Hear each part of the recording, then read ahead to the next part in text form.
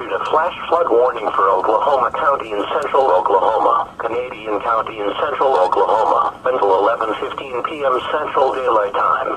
At 7:11 p.m. Central Daylight Time, National Weather Service radar indicated heavy rain. Up to 3 inches of rain has already fallen over portions of Canadian County. Flash flooding is imminent.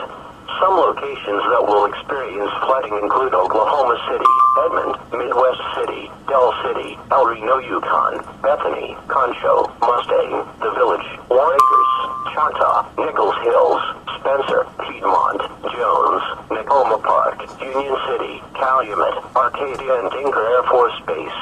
Additional rainfall amounts of 2 to 4 inches are possible in the warned area. Most flood deaths occur in automobiles. Never drive your vehicle into areas where the water covers the roadway. Floodwaters are usually deeper than they appear.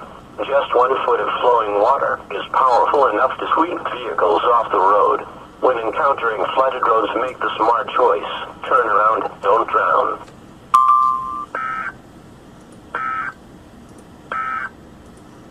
A severe thunderstorm warning remains.